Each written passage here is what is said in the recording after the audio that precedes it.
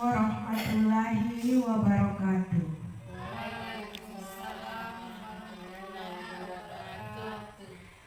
Puji syukur kita panjatkan kehadirat Allah Subhanahu wa Ta'ala, karena atas berkat rahmat dan hidayahnya kita masih diberikan kesempatan untuk hadir di tempat yang berbahagia guna melaksanakan suatu kegiatan, yaitu kegiatan diseminasi.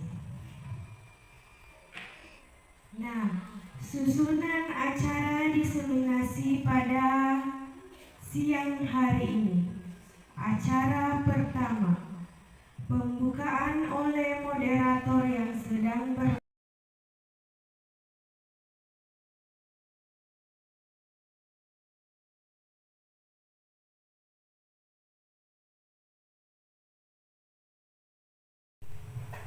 Assalamualaikum warahmatullahi wabarakatuh. Waalaikumsalam warahmatullahi wabarakatuh.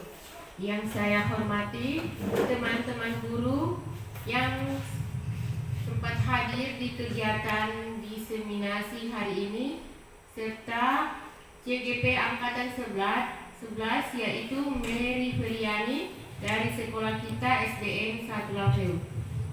Puji syukur kita panjatkan kehadirat Allah Subhanahu wa Ta'ala, karena kita telah diberikan kesehatan, kekuatan, dan umur yang panjang, sehingga kita sempat hadir pada acara ini, yaitu tentang diseminasi di Angkatan 11. Dan tak lupa kita panjatkan, kita kirimkan salawat dan salam kepada Nabi Muhammad SAW, di mana beliau telah membawa kita dari alam kegelapan ke alam yang terang benderang seperti yang kita rasakan saat ini. Saya sebagai kepala sekolah mendukung program calon guru penggerak ini, karena program ini saya lihat sangat bermanfaat untuk kemajuan pendidikan Indonesia, sehingga dengan adanya calon guru penggerak di sekolah kita SDN 1 Lafeu, saya harapkan membawa perubahan pendidikan ke arah yang lebih baik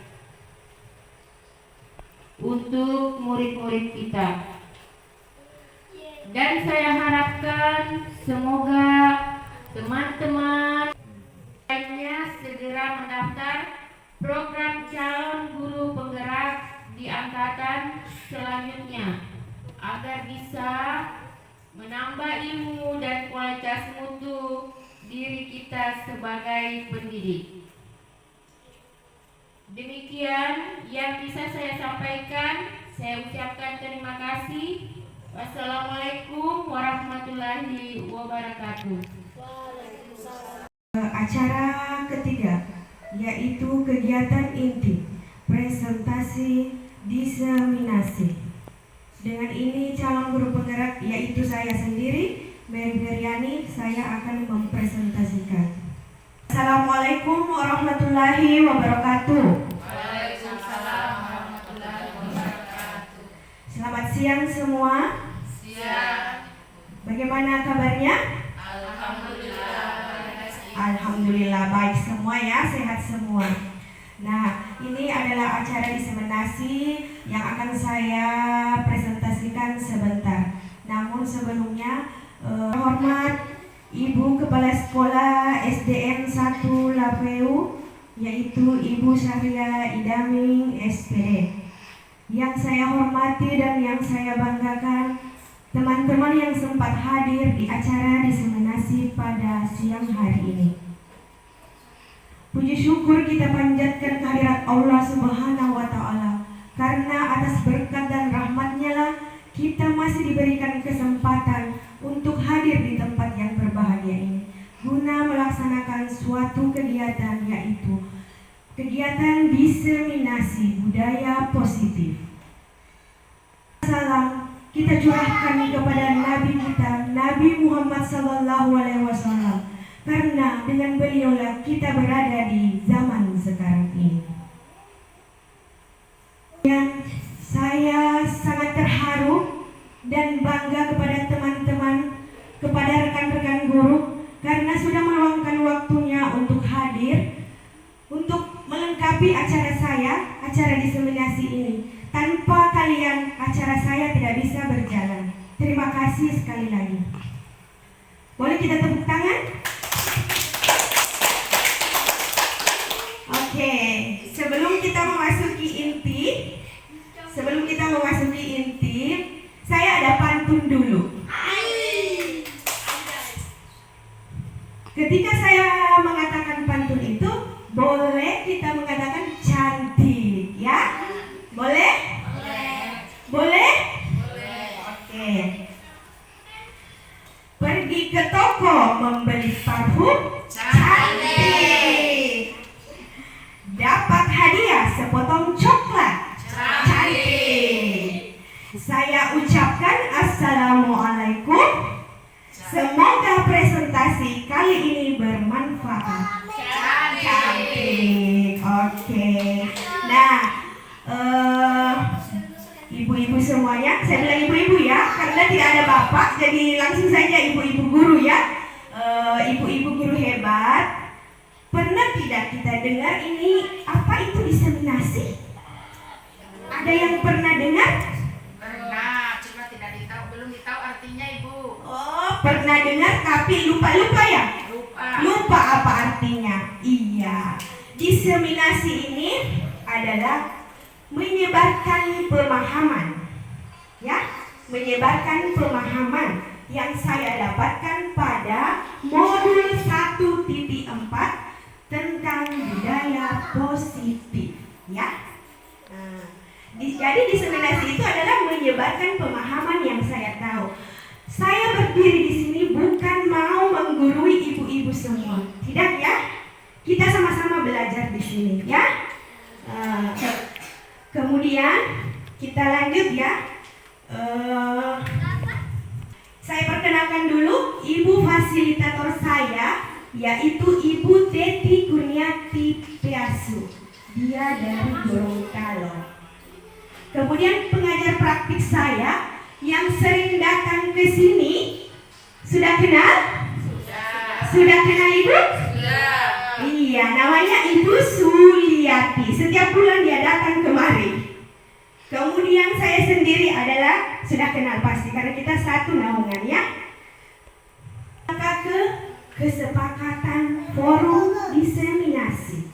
Nah, seperti biasa yang saya lakukan di kelas, sebelum saya mengajar, saya melakukan kesepakatan kelas. Ibu-ibu juga sudah melakukannya? Sudah. Oh, Masya Allah, sudah. Jadi kesepakatan forum diseminasi ini adalah, boleh yang pertama HP kita silent? Silent? Boleh? Oh, oke. Sudah di silent semua ya? Kemudian kita menjaga kebersihan ruangan. Boleh? Yang ketiga adalah saling menghargai. Ya? Ada yang mau ditambah atau ada yang mau dikurang? Kesepakatannya kita pada hari ini? Ada yang mau ditambah Ibu? Tidak ada? Cukup? Cukup ya? Oke.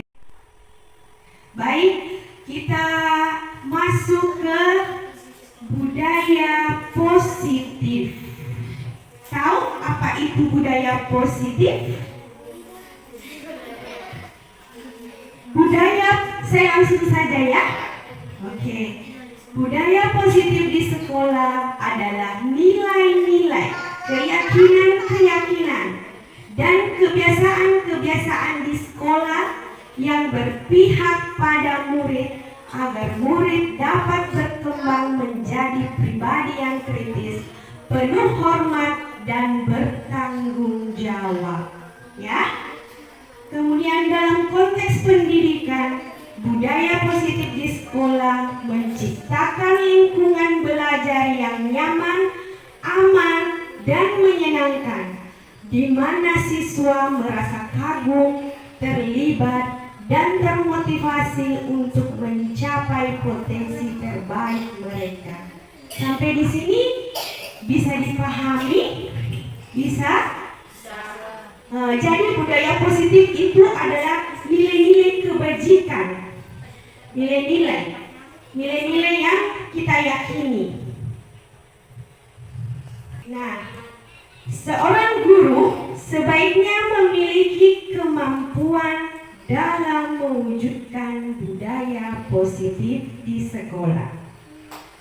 Budaya positif tersebut dapat dijalankan dengan menerapkan konsep-konsep inti seperti yang pertama adalah perubahan paradigma belajar. Yang kedua adalah disiplin positif. Yang ketiga, motivasi perilaku manusia. 4. Keyakinan sekolah dan keyakinan kelas.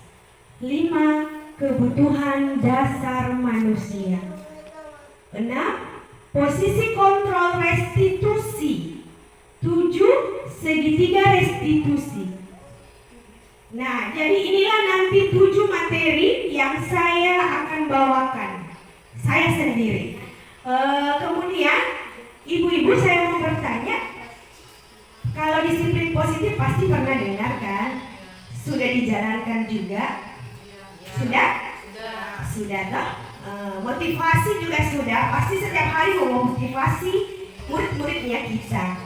Kemudian keyakinan sekolah dan keyakinan kelas sudah ada? Sudah?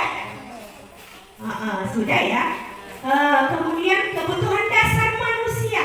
Kita sebagai manusia itu punya kebutuhan dasar loh. Pernah dengar tidak? Pernah. Jadi kebutuhan dasar manusia itu ada berapa ya? Kira-kira ada berapa? Oh iya, nanti ini saya jelaskan juga ya. Kemudian, pernah dengar apa itu restitusi? Belum pernah? Baru kali ini?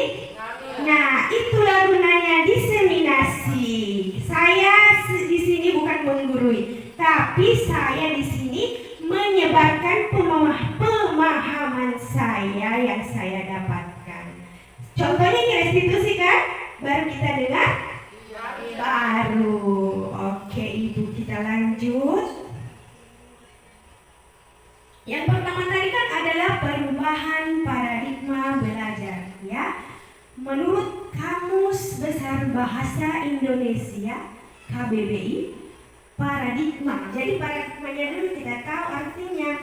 Paradigma adalah model dalam teori ilmu pengetahuan.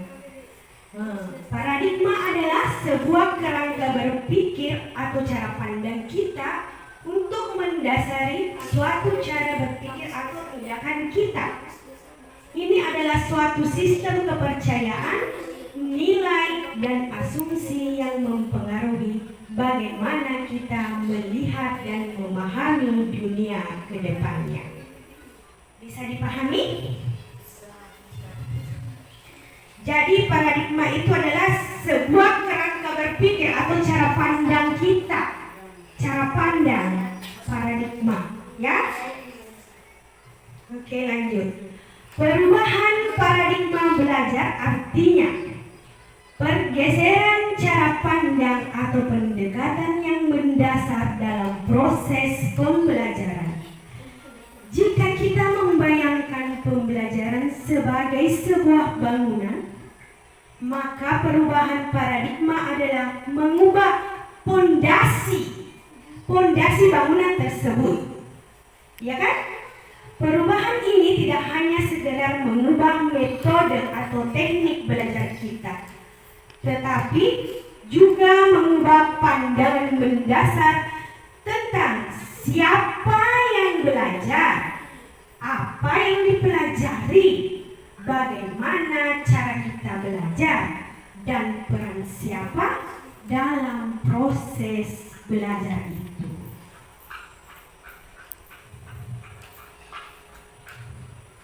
Nah, contoh perubahan paradigma belajar. Nah, tidak usah saya berpatok di sini ya. Saya contohkan.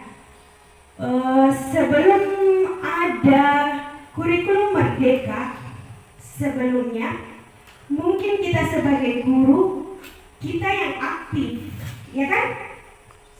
Kita yang aktif. Artinya di sini adalah teacher center. Bahasa Inggrisnya, maaf ya lidahku keseleo kalau pakai bahasa Inggris. Teacher center. Nah, dengan adanya kurikulum merdeka sekarang, kita itu harus murid yang aktif. Kita tinggal menuntun, ya. Kita tinggal menuntun itu anak-anak. Dia mau ke kiri, kita tuntun dia ke kiri. Dia mau ke kanan, kita tuntun dia ke kanan. Jadi kita ikuti maunya dengan cara dituntun, bukan dibebaskan, ya. Nah, jadi yang aktif adalah siswa. Artinya sekarang adalah student center, ya. Itulah contoh paradigma sekarang. Kemudian dari pembelajaran pasif ke pembelajaran aktif, ya.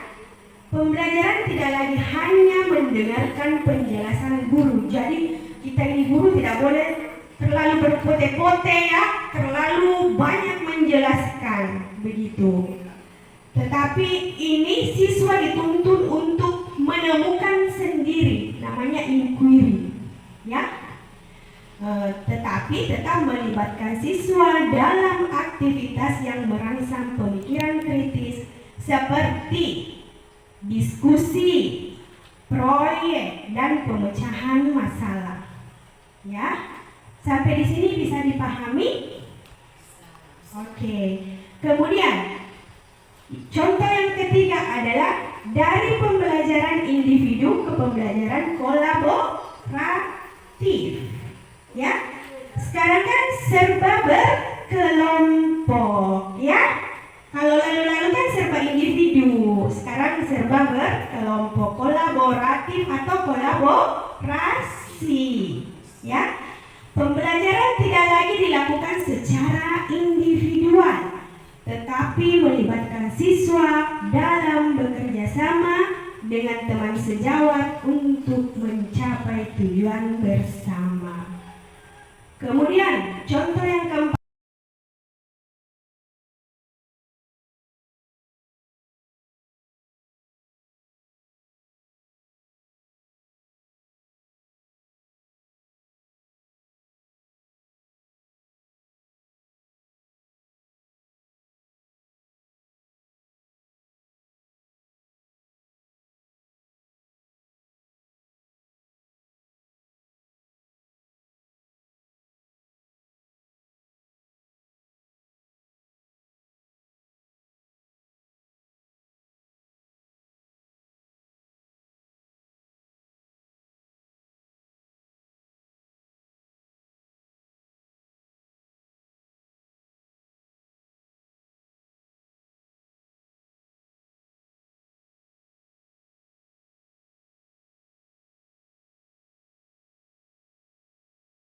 Oke, kita lanjut materi kedua, disiplin positif. Ibu-ibu sudah melaksanakan disiplin positif? Sudah ya. Nah, kita tahu dulu pengertiannya ya. Menurut Kamus Besar Bahasa Indonesia atau KBBI tahun 2014 menjelaskan bahwa disiplin berarti tata tertib, ketaatan atau kepatuhan terhadap peraturan, mengusahakan agar menaati dan mematuhi tata tertib. Disiplin positif positif merupakan sebuah pendekatan pengasuhan yang membimbing siswa untuk dapat berperilaku dengan baik, dengan menghargai hak-hak anak, yaitu hak untuk tumbuh dan berkembang dan mendapat perlindungan dari kekerasan. Disiplin positif merupakan suatu cara penerapan disiplin yang mengajarkan anak bertanggung jawab dan menumbuhkan kesadaran diri berdasarkan nilai-nilai kebajikan. Nah, hubungan disiplin positif dengan profil pelajar Pancasila. Ibu-ibu, saya mau tanya, ada berapa sih dimensi profil pelajar Pancasila? Ada berapa? 1, 2, 3. Ada berapa? Ada 6. Yang pertama apa? Coba. Yang pertama siapa yang bisa?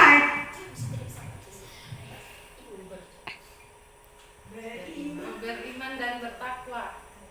Beriman dan bertakwa. Beriman, bertakwa kepada Tuhan yang Maha Esa dan berakhlak mulia. Yang kedua, siapa yang bisa? Boleh dilanjutkan. Yang kedua, kreatif. Oke, apa Yang lagi? ketiga, gotong royong. Oke. Keempat, berkebinekaan global. Oke. Kelima, bernalar kritis. Dan yang keenam, mandiri. Oke, terima kasih. Jadi ini adalah 6 profil pelajar Pancasila. Biasa juga kita nyanyikan ya di kelas. Biasa? Oke. Nah, sekarang apa sih itu profil pelajar Pancasila? Jangan cuma kita nyanyikan tapi kita tidak tahu artinya. Ya kan? Oke. Profil pelajar Pancasila adalah gambaran lulusan pendidikan ideal Indonesia yang memiliki 6 dimensi, yaitu 1. Beriman, bertakwa kepada Tuhan yang Maha Esa dan berakhlak mulia. Artinya di sini kita memiliki keyakinan terhadap Tuhan yang Maha Esa, menjalankan ibadah sesuai agama kita masing-masing dan berperilaku baik sesuai norma agama dan moral. Yang kedua, berkebinekaan global. Artinya di sini mampu menghargai perbedaan, berinteraksi dengan orang-orang dari berbagai latar belakang dan memiliki rasa cinta terhadap tanah air kita, ya. Kemudian yang ketiga, bergotong royong. Pasti tahu semua kalau bergotong royong, biasa juga kita laksanakan kan? Mampu bekerja sama dalam kelompok, saling membantu dan memiliki rasa tanggung jawab sosial. Yang keempat adalah mandiri, mampu mengambil keputusan sendiri, bertanggung jawab atas tindakannya dan memiliki inisiatif. Yang kelima adalah bernalar kritis, mampu berpikir logis, menganalisis informasi dan memecahkan suatu masalah. Yang keenam adalah kreatif. Maksudnya di sini adalah mampu menghasilkan ide-ide baru, berinovasi dan mengekspresikan dirinya. Sampai di sini kita bisa paham? Oke. Lanjut, materi ketiga. Motivasi perilaku manusia. Baru dengar tidak yang ini?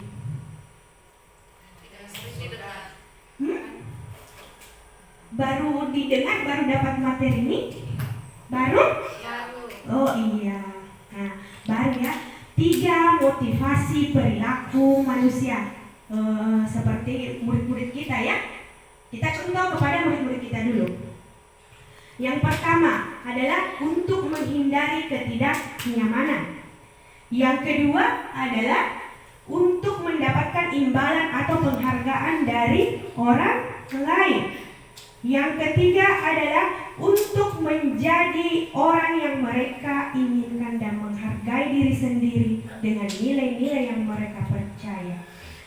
Kira-kira ibu-ibu, dari 3 motivasi perilaku manusia ini, di murid-murid kita yang biasa kita hadapi setiap hari, yang mana sering dia laksanakan ini? Biasanya ini anak-anak mau melaksanakan tugas karena apa misalnya? Apakah dia mau menghindari ketidaknyamanannya? Atau karena ini anak-anak mau melakukan sesuatu karena ada misalnya dikasih gula-gula, dikasih uang, biasa kan? Kemudian biasa juga apa dikasihkan itu siswanya kita supaya dia mau kerja tugas, biasa kan? Disogok-sogok namanya, toh? Jadi kira-kira dari ketiga ini mana yang sering dilakukan murid-muridnya kita?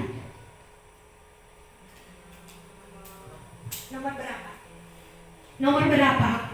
Nomor 2, betul. Jadi rata ya, murid-murid kita itu nanti mau melakukan sesuatu kalau ada imbalan, ya kan? Nanti kerja ini, nanti saya kasih ini, pada rajin itu, ya kan? Padahal sebenarnya yang bagus itu adalah nomor 3, untuk menjadi orang yang mereka inginkan dan menghargai diri sendiri dengan nilai-nilai yang mereka percaya. Oke?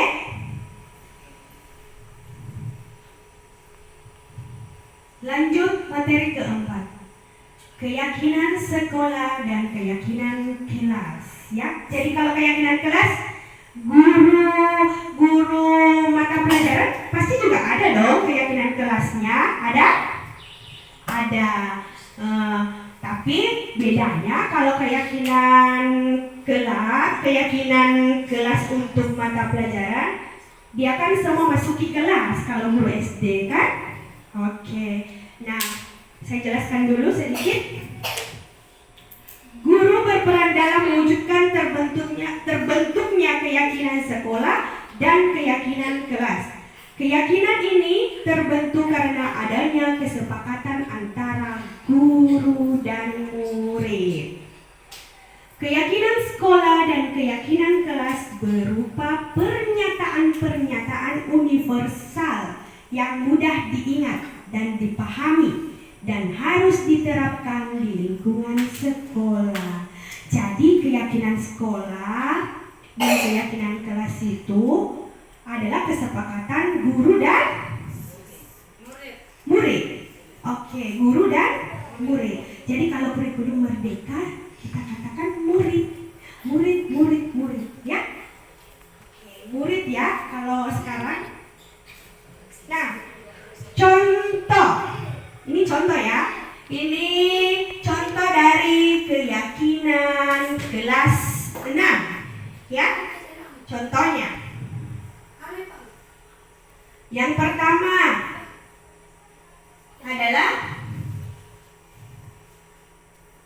bekerja sama menjaga kebersihan kelas.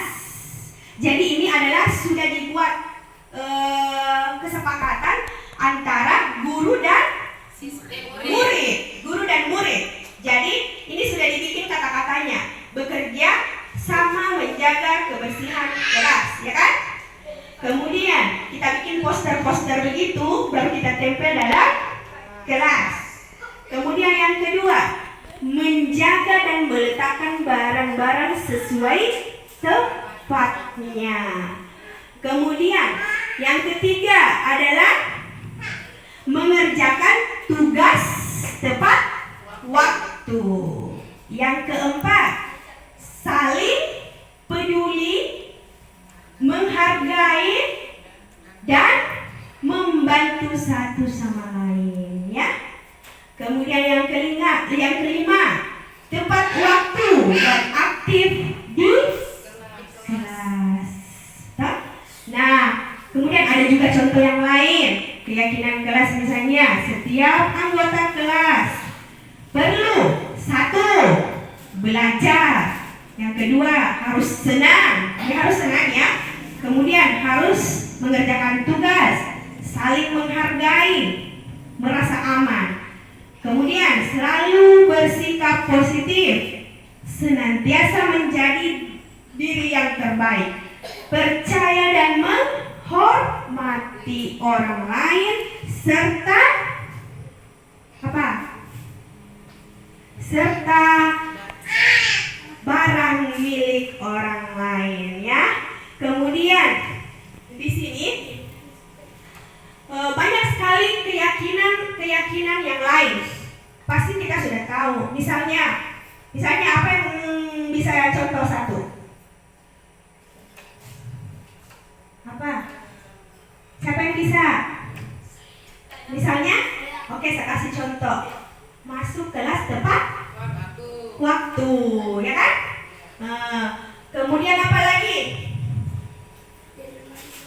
Sementara proses belajar harus dalam proses belajar muridnya itu harus kalau mau keluar harus minta izin dulu. Boleh. Minta izin jika ingin keluar ruangan, ya. Kemudian apa lagi? Berdoa sebelum dan sesudah belajar. Jadi banyak sekali ya keyakinan kelas atau sekolah yang bisa kita ambil ya. Sampai di sini kita paham? Oke. Yang kelima, materi kelima adalah kebutuhan dasar manusia. Pernah dengar? Pernah? Wow, pernah ya. Nah, jadi kita sebagai manusia itu membutuhkan 5 item, ya kan? Nah, yang pertama adalah kebutuhan untuk bertahan hidup atau survival ya. Kemudian yang kedua, cinta dan kasih sayang. Bahasa Inggris lagi, saya tidak tahu. Love and apa ya? Apa? Biologi. Oke, yang ketiga adalah kebebasan atau freedom ya. Yang keempat adalah kesenangan atau fun. Kemudian yang kelima adalah kekuasaan atau power ya. Ibu-ibu, kayaknya saya lihat kita tegang ya. Kita ice breaking dulu. Oke. Siapa yang bisa pimpin ice breaking?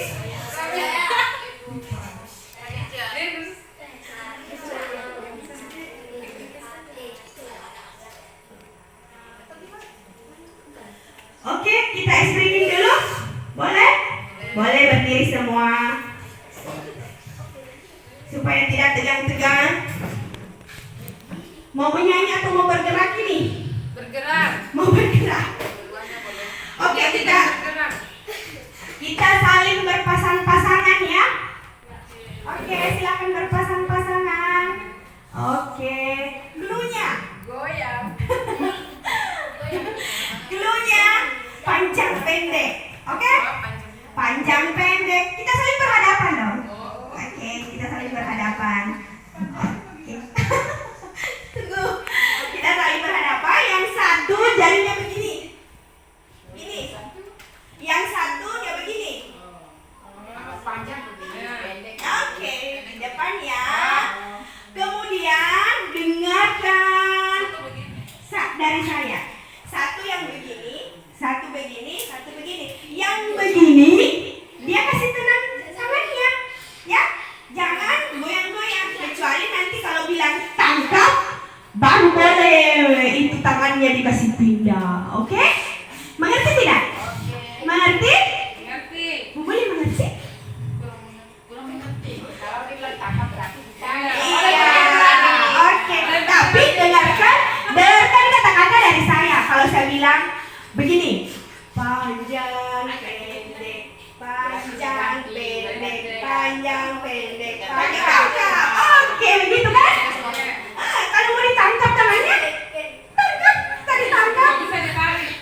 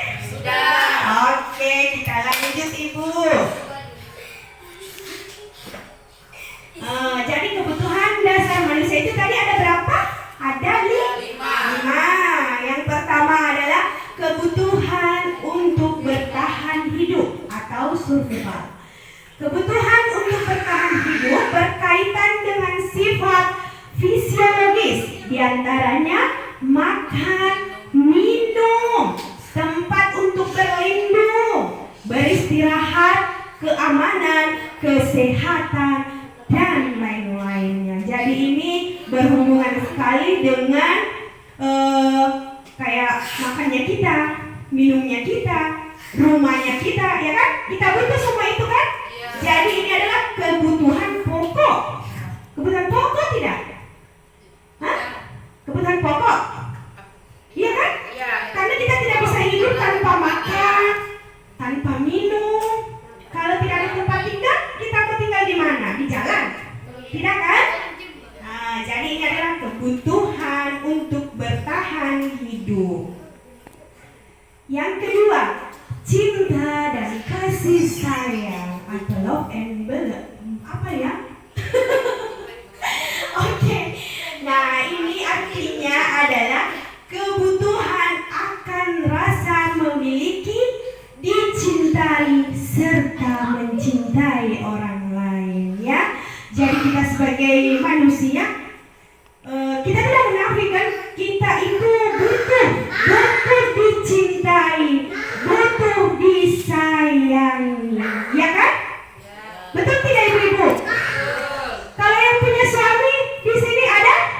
Punya suami? Punya suami? Punya. Misalnya kalau suami kita dia cintai kita, kita merasa apa? Senang tidak?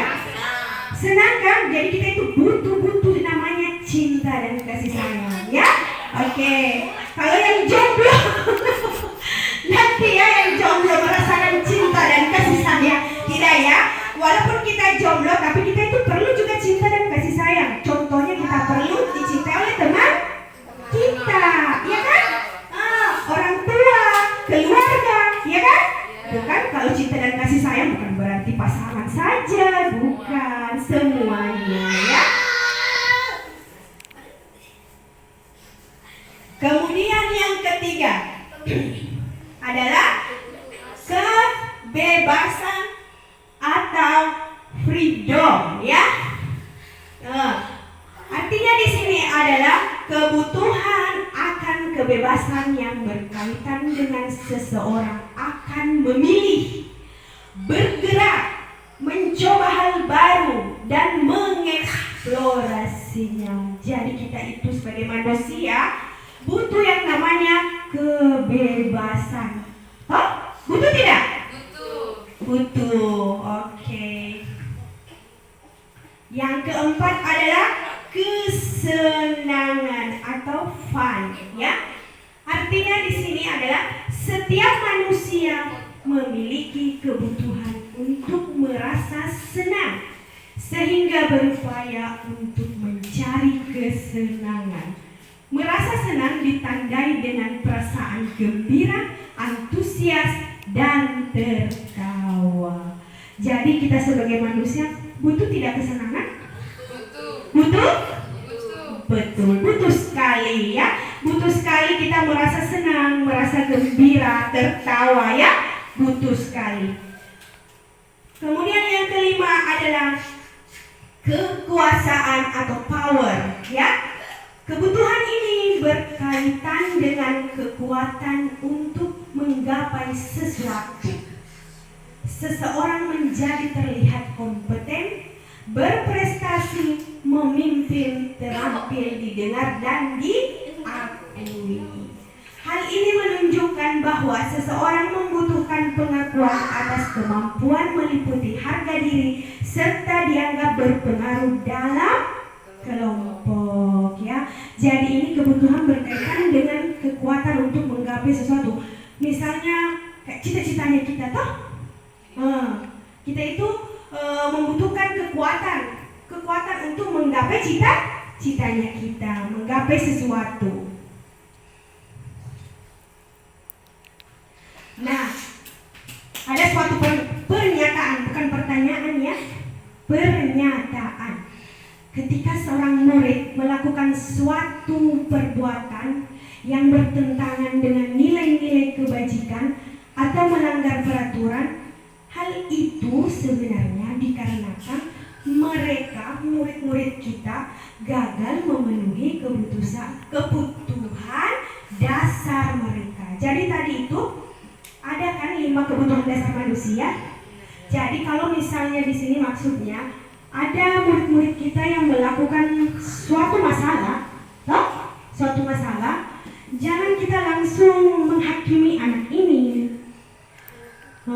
Jangan. Dia itu mungkin ada satu kebutuhan dasar mereka yang tidak terpenuhi. Sudah paham pernyataannya? Oke.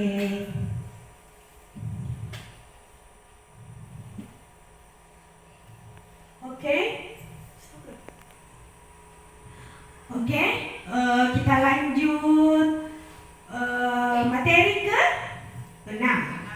Posisi kontrol restitusi. Jadi posisi kontrol restitusi ini ada 5. Kita sudah pernah dengar tentang restitusi, Ibu-ibu? Belum ya? Oke. Jadi 5 posisi kontrol restitusi. Sebenarnya ini sudah dilaksanakan sih, cuman kita tidak tahu apa namanya, ya kan? 5 posisi kontrol restitusi. Yang pertama adalah guru sebagai penghukum. Siapa di sini sebagai penghukum? Guru sebagai penghukum. Ciri-cirinya, guru menggunakan otoritasnya untuk memberikan hukuman kepada murid yang melanggar aturan. Hukuman ini seringkali bersifat fisik atau emosional dan tujuan utamanya adalah membuat siswa takut untuk mengulangi kesalahannya. Contohnya, kalau dengan kata-kata, kamu nakal, berdiri saja di sana di sudut, ya kan? Siapa yang begini di kelas? Ada yang begini di kelas? Ada. Oke. Kemudian dampak negatifnya dari guru sebagai penghukum ini adalah dapat menciptakan suasana kelas yang penuh ketakutan, merusak hubungan guru dan siswa, dan tidak efektif dalam mengubah perilaku jangka panjang. Posisi kontrol yang kedua adalah guru sebagai pembuat orang merasa bersalah. Ciri-cirinya, guru berusaha membuat siswa merasa bersalah atas tindakannya dengan cara menyorot kesalahan dan kekurangan muridnya. Ya, contohnya, kamu selalu saja membuat masalah. Bagaimana orang tuamu bisa punya anak sepertimu? Kemudian dampak negatifnya yaitu dapat menurunkan harga diri siswa, harga diri murid, membuat murid merasa tidak berharga dan tidak mendorong mereka untuk bertanggung jawab atas tindakannya. Kemudian yang ketiga, posisi kontrol yang ketiga adalah guru sebagai teman. Ciri-cirinya, guru berperan sebagai teman bagi siswa untuk berbagi masalah dan perasaannya. Guru berusaha menciptakan hubungan yang hangat dan penuh empati dengan muridnya. Contohnya, nak, ceritakan apa yang membuat kamu melakukan itu. Mungkin kita bisa cari solusinya bersama. Seperti itu. Kemudian dampak negatifnya, jika tidak diimbangi dengan konsekuensi atas tindakan yang salah yang dilakukan oleh murid, dapat merasa bahwa kesalahan mereka tidak serius dan tidak perlu diperbaiki. Kemudian posisi kontrol yang keempat adalah guru sebagai pemantau. Ya, ciri-cirinya adalah guru memantau perilaku siswa secara ketat dan mencatat setiap pelanggaran. Guru menggunakan data yang diperoleh untuk mengevaluasi efektivitas tindakan disiplin yang diterapkan. Contohnya, guru membuat daftar cek untuk mencatat frekuensi siswa melanggar aturan, ya. Kemudian, dampak negatif dari guru sebagai pemantau ini adalah fokus pada pengawasan dapat menghambat pembentukan hubungan yang positif dengan siswa dan membuat siswa merasa tidak percaya. Nah, posisi kontrol yang kelima atau yang terakhir adalah guru sebagai manajer. Ciri-cirinya, guru berperan sebagai fasilitator dalam membantu siswa memahami dampak dari tindakan mereka dan mencari solusi untuk memperbaiki kesalahannya. Guru mengajak siswa untuk bertanggung jawab atas tindakannya dan membuat komitmen untuk berubah, ya. Contohnya, apa yang bisa kamu lakukan untuk memperbaiki kesalahan ini, nak? Bagaimana caranya agar kejadian serupa tidak terulang lagi? Ya, seperti itu kata-katanya, ya. Kemudian, dampak negatif dari guru sebagai manajer adalah membangun rasa tanggung jawab pada siswa, meningkatkan kemampuan pemecahan masalah, dan memperkuat hubungan guru dan murid, ya. Nah, di sini saya ada pertanyaan pemantik, yaitu kira-kira ibu-ibu posisi kontrol mana yang terbaik dari 5 posisi kontrol tadi?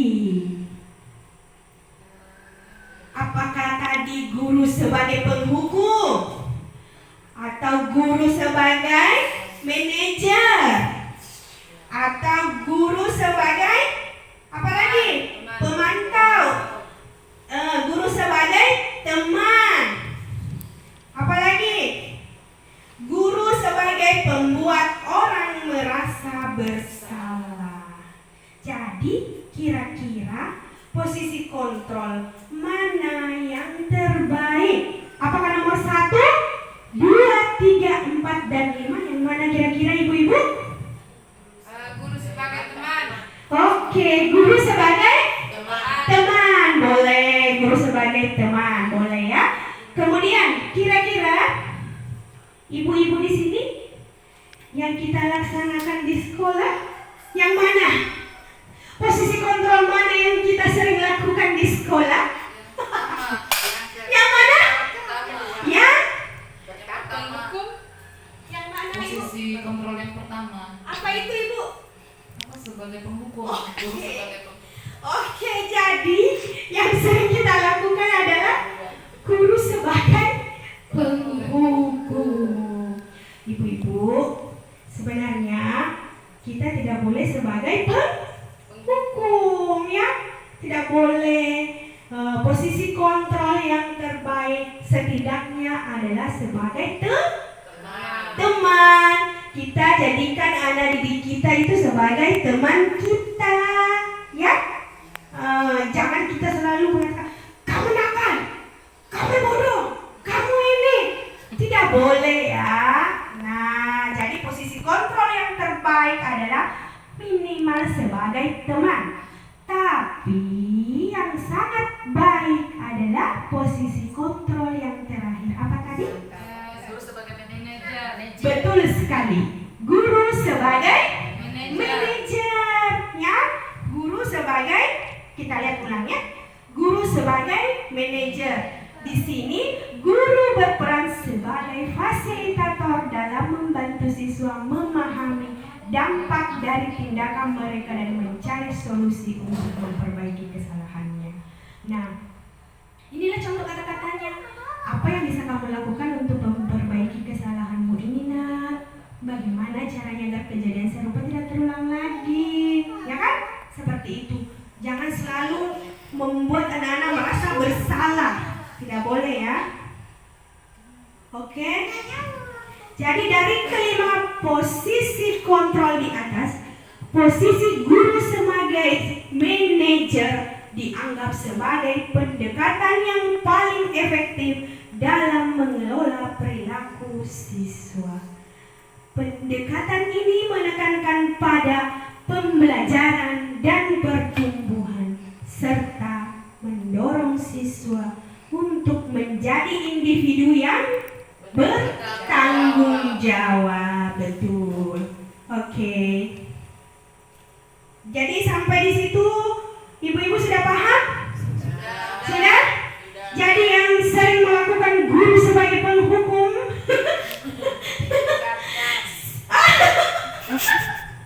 sebaiknya diubah ya. Setidaknya jadi teman. Oke? Perlahan-lahan jadi teman. Nanti jadi manajer. Oke. Kita lanjut ke materi ke-7. Materi terakhir berhubungan dengan posisi kontrol tadi. Ya. Segitiga restitusi. Segitiga restitusi adalah sebuah pendekatan dalam mendisiplinkan seseorang atau murid kita, terutama anak-anak, yang bertujuan untuk membantu mereka memahami kesalahan yang telah mereka lakukan, bertanggung jawab atas tindakan mereka dan belajar dari pengalaman tersebut. Pendekatan ini lebih menekankan pada perbaikan diri daripada hukuman semata. Jadi pendekatan ini tidak menggunakan hukuman, ya. Biasanya kita sering melakukan hukuman, tak? Nah, di sini adalah tahapan dalam segitiga restitusi. Ada berapa ibu-ibu? Ada berapa tahapannya? 3. Betul, ada 3 tahapan dalam segitiga restitusi. Yang pertama adalah menstabilkan identitas. Yang kedua adalah validasi tindakan yang salah. Kemudian yang ketiga adalah apa? Menanyakan keyakinan. Tadi kan ada keyakinan sekolah, keyakinan kelas, ya kan? Ada. Nah, kita lanjut ya.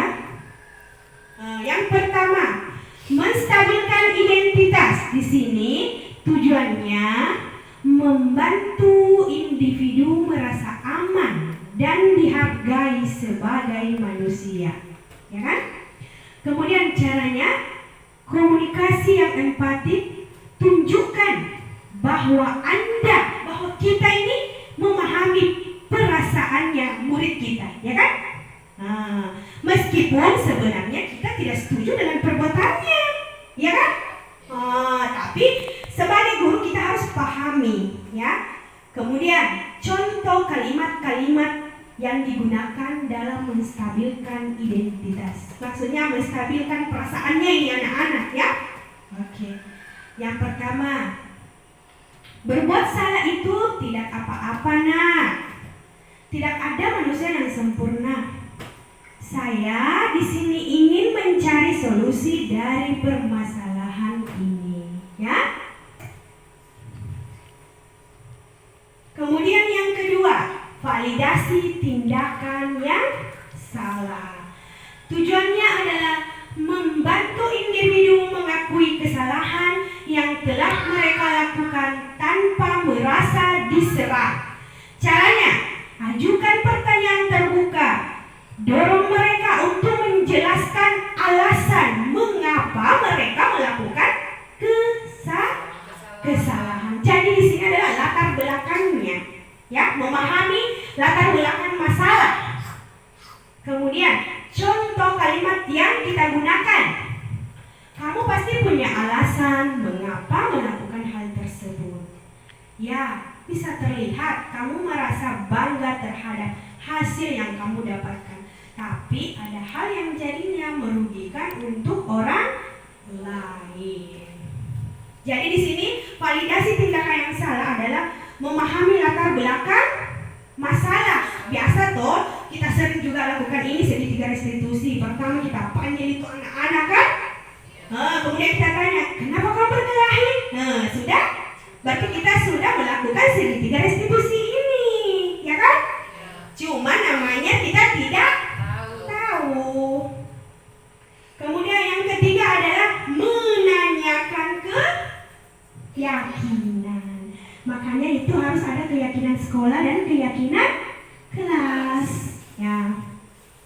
Tujuannya membantu individu merenungkan nilai-nilai dan keyakinan yang mereka anut, serta bagaimana tindakan mereka sesuai atau tidak dengan nilai-nilai tersebut.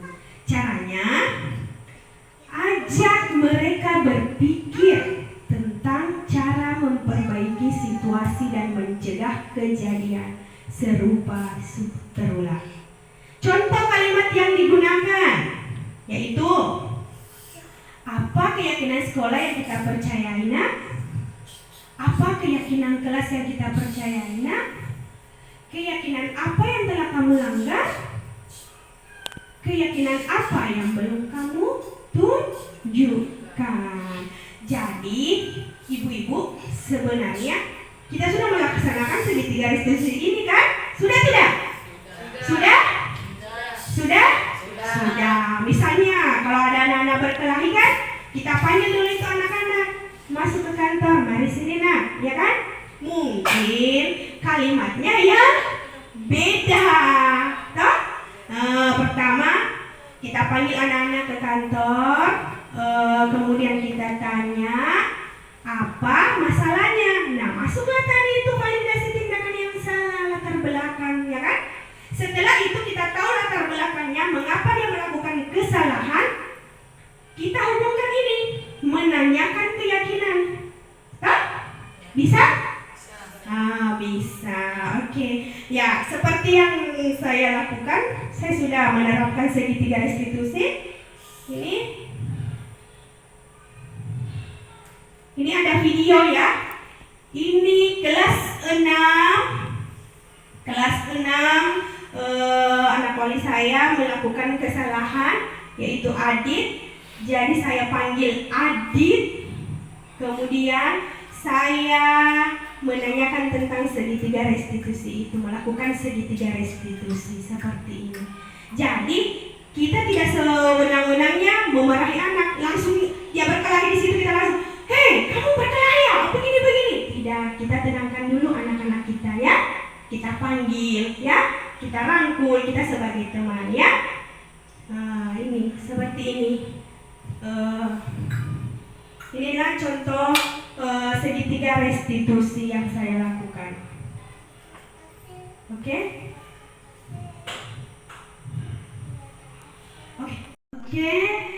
Ibu-ibu, mungkin itulah materi diseminasi yang bisa saya paparkan hari ini.